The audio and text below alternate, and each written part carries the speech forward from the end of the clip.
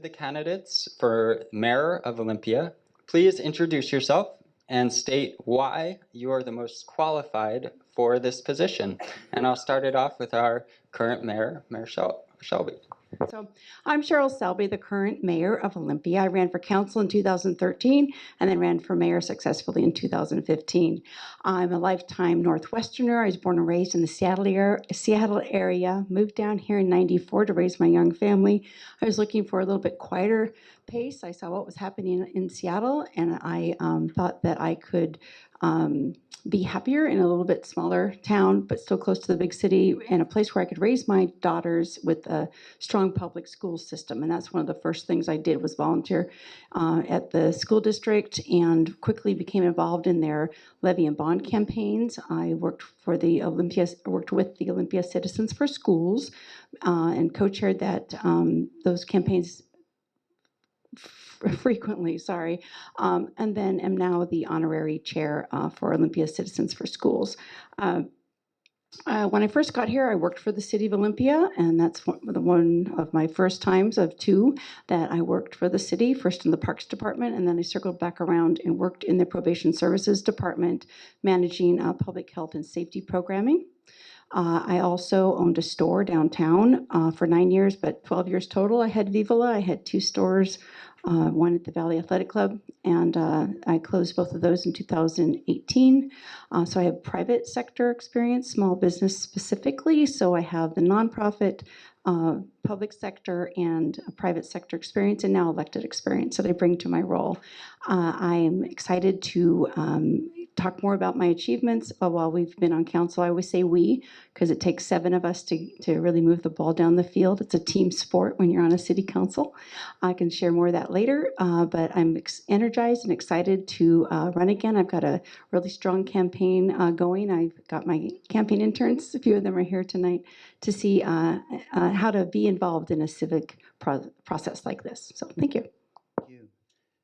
My name is Nathaniel Jones. I am completing my 2nd term on the City Council, and I have spent 7 years as your Mayor Pro Tem.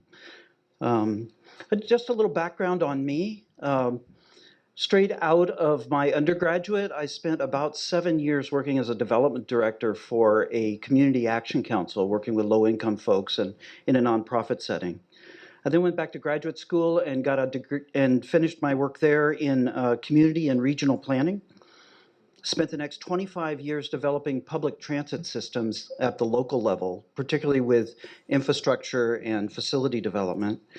And then I finished out my career with 12 years at the State Capitol campus, managing their infrastructure, particularly with building and construction and maintenance projects. So that's my background. That's where I come from. First, I want to thank you so much for this opportunity this evening. I know that it takes a lot to put on a session like that, and I think it's really great that Indivisible and our revolution have come together to do this together.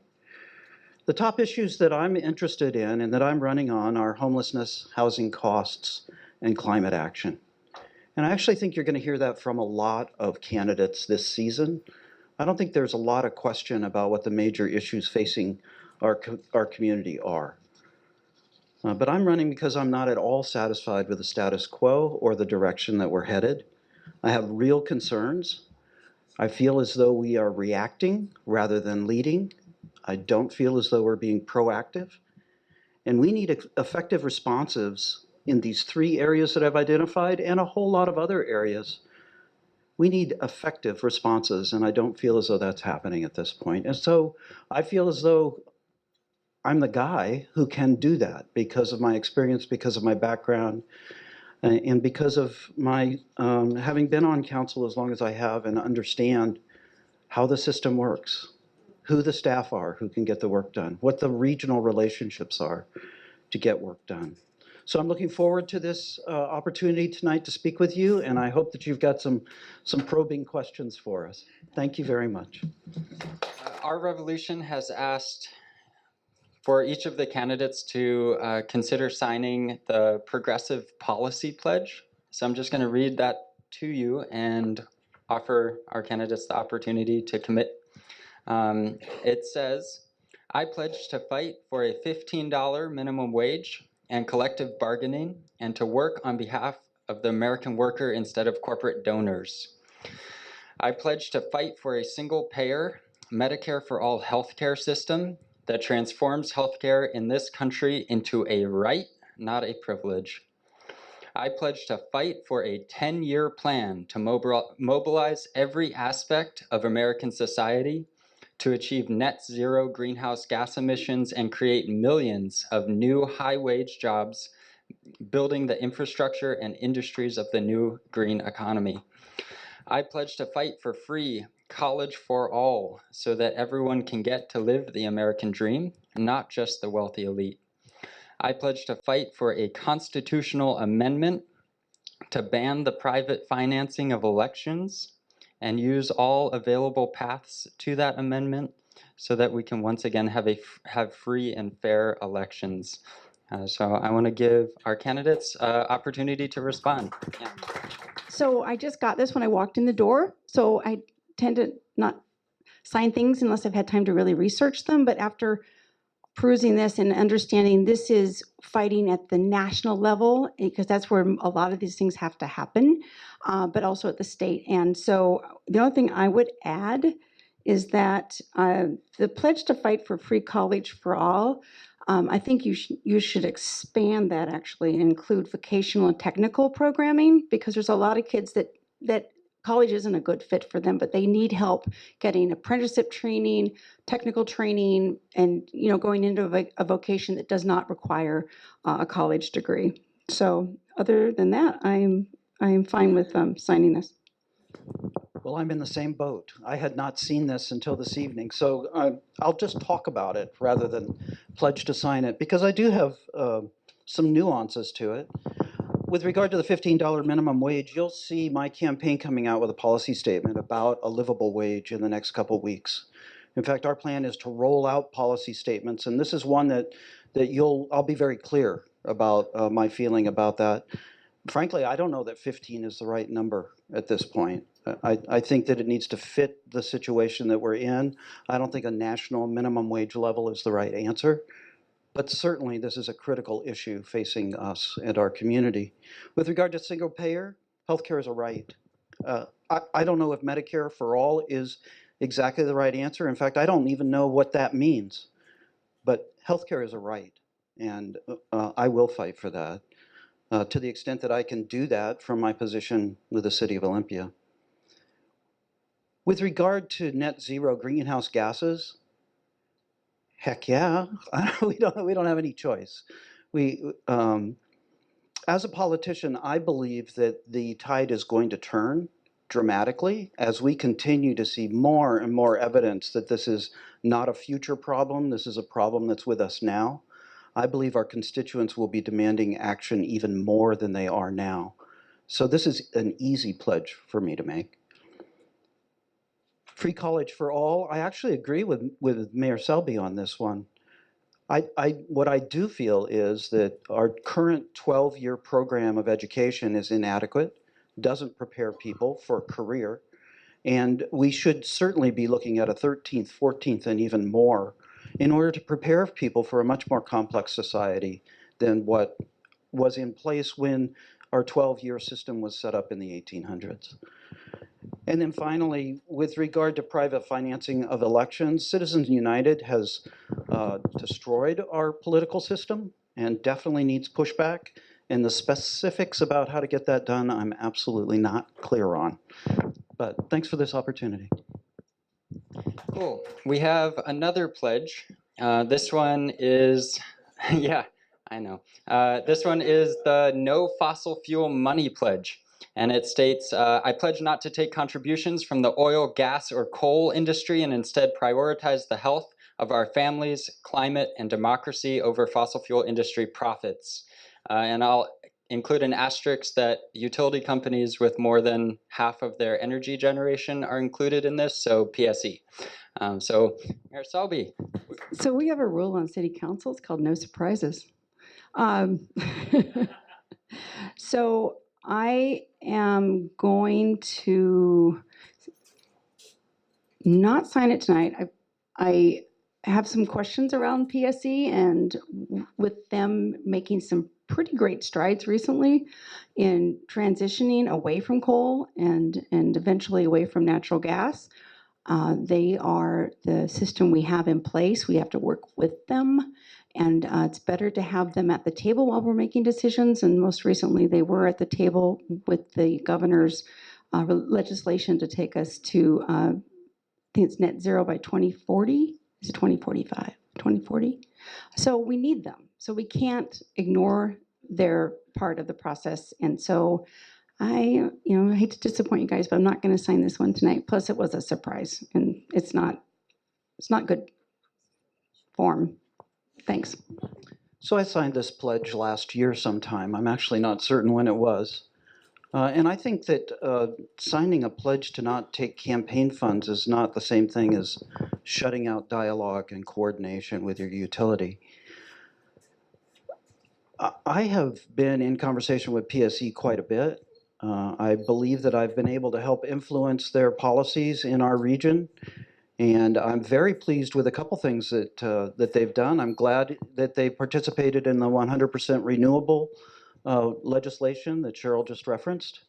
I'm also glad of the city's relationship with them. Your municipal power that we use as a city is all renewable, and we signed in for a 20-year commitment to that. PSE is very helpful in that process. I'm very much opposed to what PSE is doing in Tacoma right now with an LNG plant. They are asking us as ratepayers to pick up a huge portion of the cost of an LNG facility that's going to cost about $133 million. I don't believe that Olympia ratepayers want to pay for that, nor do I think that it's the right expenditure for our utility to be taking on. And I've expressed that to PSE and to the Utilities and Transportation Commission. So I plan to stay engaged with PSE, and I don't plan to take money from them. What are the two most important issues for you facing our city, and what is your plan to address them? Well, I will talk about homelessness and housing costs. I believe that people who work in Olympia should be able to afford to live in Olympia, but the cost of housing in Olympia is soaring, and we know that the wages are not. Wages aren't keeping up at all. In the last 5 years, the cost of housing, whether you rent or buy, has gone up 50% in Olympia. Many Olympians are feeling the pinch, especially young families and older people. There are people who want to be a part of Olympia, and yet they have to commute into their job. They have to live in Lewis County or out in Thurston County somewhere. Sprawl is not good. It's not good for lots of reasons. So I feel that we need to make Olympia more affordable and more reflective of our whole community. And we can make progress by encouraging a more compact city and by encouraging new home construction in those places where our comprehensive plan tells us to do that. And that's the plan that I want to pursue. Now, with regard to housing affordability, I think that there are a number of things that we can do. I've been a part of our process that is reviewing all of our fees and charges associated with development. I think that there's opportunity there for improvement, but I don't think that's enough. I think that we have real concerns about affordable housing.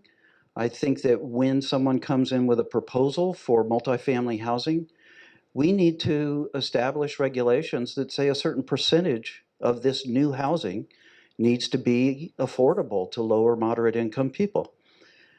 In addition to that, the city spends tens of millions of dollars every year in capital improvements in our city. And we do a dang good job of it, by the way. We're spending your money effectively and appropriately. But the truth is we're in a housing crisis. And so I believe that we need to put a lens on our spending. We need to be spending our capital budget in a way that supports additional housing. And I think I'm out of time. Thank you. All right. So it's no It's no surprise. Olympia is in a homelessness crisis. It's the number one issue that I hear at the door. It's the number one issue that we've paid all of our attention to in the last year, specifically the last 3 years in general. Our vacancy rate right now is below 3%. Healthy is 6 to 7%. We've been very proactive as a small city. We passed the home fund, thanks to Councilmember Bateman, or Mayor Pro Tem Bateman in the back, and a big crew, and that's a 0.1% sales tax increase, and that's collected from anybody that spends any money in Olympia. So it's really a regional tax because, as we know, Olympia can't solve homelessness itself. It's a regional issue.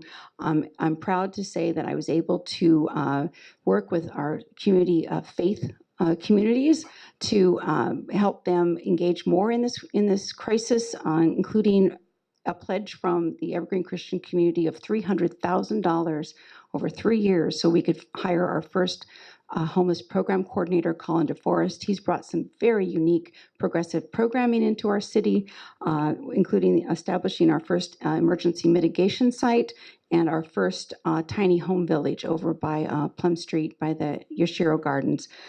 As well, we funded moving to a 24/7 shelter system because, as we know, people need someplace to be all during the day, not just at night. As well, we're underway on our homeless response plan. This is a kind of a crash course in community engagement. It's like a 9-month process that we're in the middle of right now, and that's engaging stakeholders across every segment of our community to understand what they're feeling and what they see as the problem and what's a path forward. We also passed our public safety levy, which meshed beautifully with our home fund. That was an intentional decision to make both those ballot measures mesh together to provide service for people literally from the street level up to permanent supportive housing. The gap right now is we can't get the housing built fast enough, but we're on our way. I'm proud of what we've accomplished. We just need to scale it up, and that's where we're heading regionally. Thank you. How will you protect workers' voices and labor with the threat of policies like right to work? It's a timely question. We just came from meeting with the Carpenters Union, and so the mayor and I are both practiced now on how to respond to this question. You know, there are a lot of concerns when it comes to the construction industry and the way that our current policies are established. One of the things that I wanted to talk with them about today is what's called wage theft. And what that amounts to is the misclassification of workers where they are identified as being independent contractors rather than employees. Employees are given benefits and are given protections, whereas independent contractors are kind of hung out on their own. As a result of that, it's not just those workers who are suffering from those sorts of fraudulent practices. We end up paying more for insurance because they're not contributing to the insurance pool, and your tax dollars are not being used appropriately, and you're not getting the benefits or the wages coming into our community that need to be there. We need protections. We need the legislature to help us with this particular issue. There are lots of other things that we can do as well in terms of our own bidding and contracting processes, in terms of what is a responsible bidder and what do we put into our contracts in order to have them perform appropriately, whether that's apprenticeship programs or other types of wage conditions, work conditions. So I believe that Olympia is in the position to have leverage on this issue. We're spending, as I said earlier, tens of millions of dollars a year. One of the biggest projects that's coming down the line that this has significance for is the upcoming courthouse project. That project's going to cost at least $155 million. It's an important project for our county. I support that project. There are jobs associated with that project, and they need to be done properly, and we need fair wages for our people. Thanks very much. So like Nathaniel said, we just met with the Carpenters Union. So a lot of what he just spoke to, we both strongly support. So the city, I can speak to what the City of Olympia has as a policy regarding wage theft.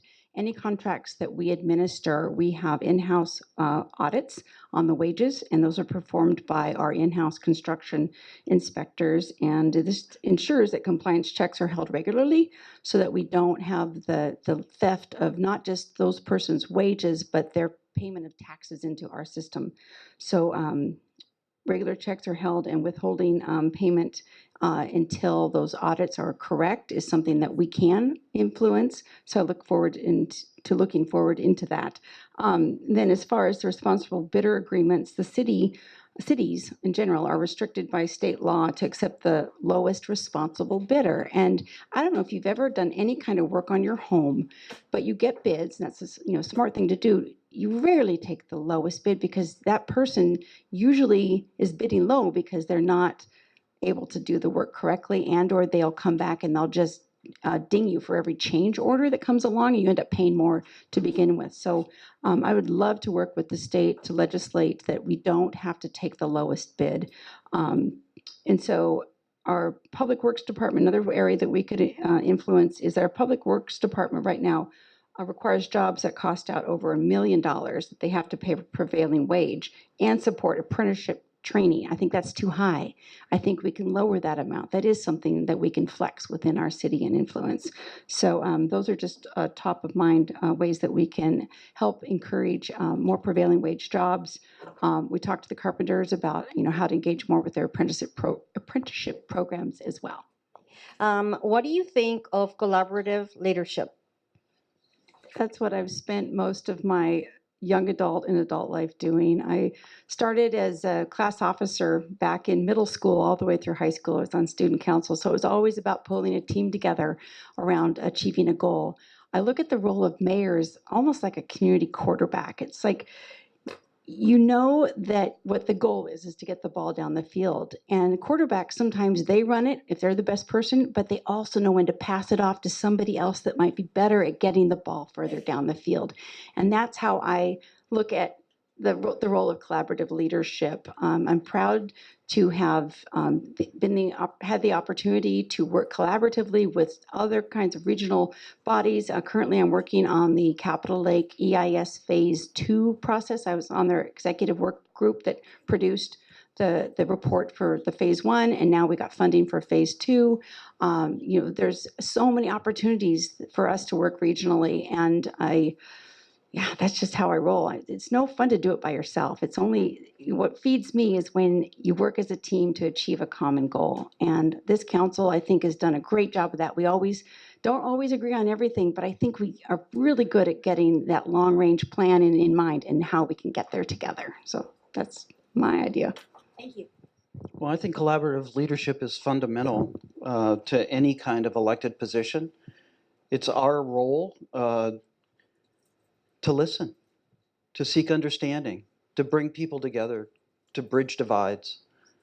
We hear stories about people who were elected with a mandate to come in and get something done. And I think that's a fallacy. I don't think that's what leadership is. I think leadership is, as Cheryl said, is being the person who can bring people together, who can understand what community values and community wants and needs are, and can align the resources, can align people in place to get work done.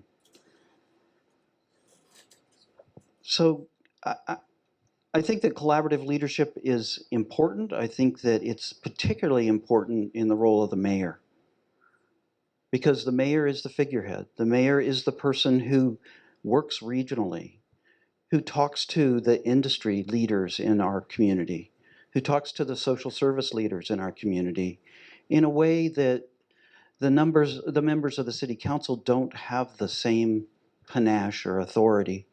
And so in the mayor's position, I think collaboration is even more important than anywhere else.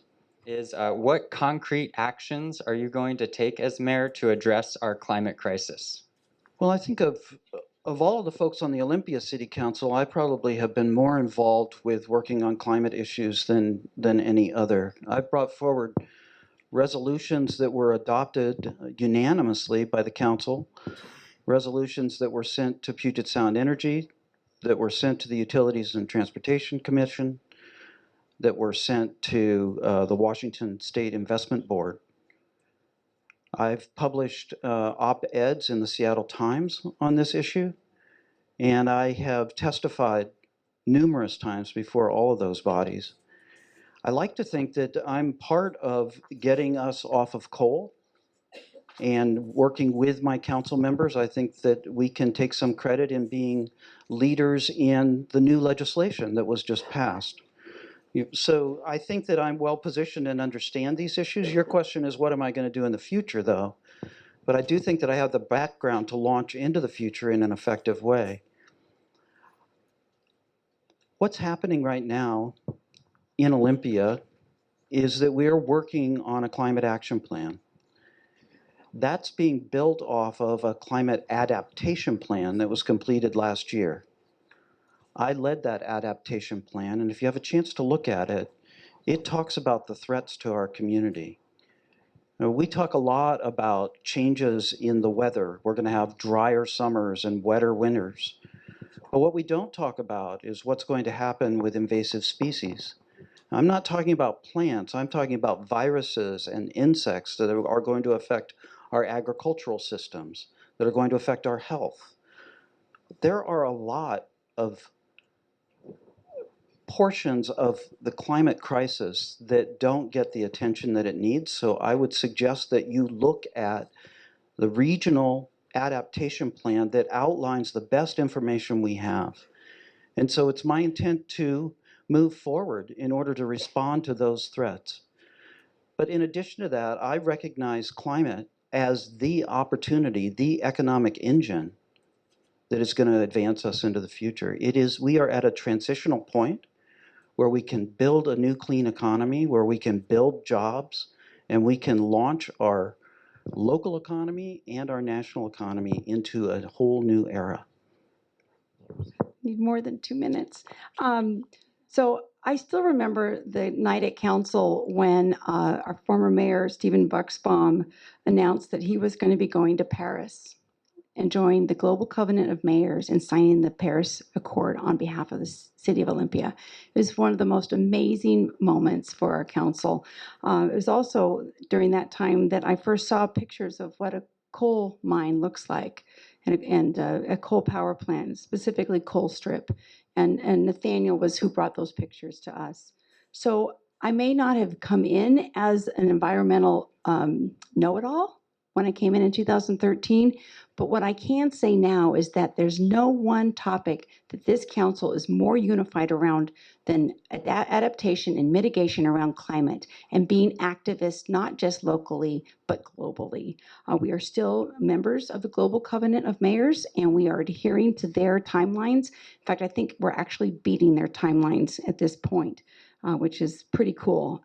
We've also been able to lead a regional plan against for our climate mitigation and our adaptation, the sea level rise plan. I want to stress that these are not end-all be-all plans. These are iterative living documents that we are going to revisit again and again and again, because as we know, science is changing and science is getting more more accurate in predicting what's going to happen. And so we have to keep revisiting these plans, which we will do, I promise. And as well, really happy to see this blend of blue and green Democrats coming together. There's always been that little friction point over labor and environment. And I was pleased to be asked by the governor to speak when he launched his new Green Deal legislation around creating more of a green economy. So that, I think, is a path forward for all of us to work together on a clean future that also encourages a strong economy. So you have more time. You know what? I've learned that you don't always need to take all your time. People, yeah, thanks.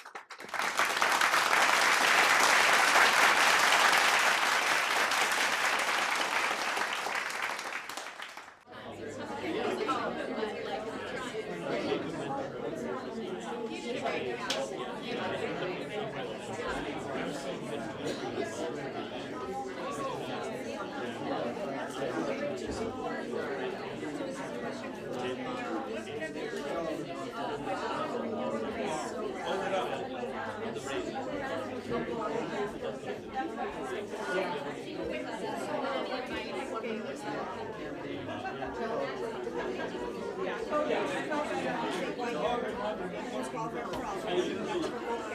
nice to meet you.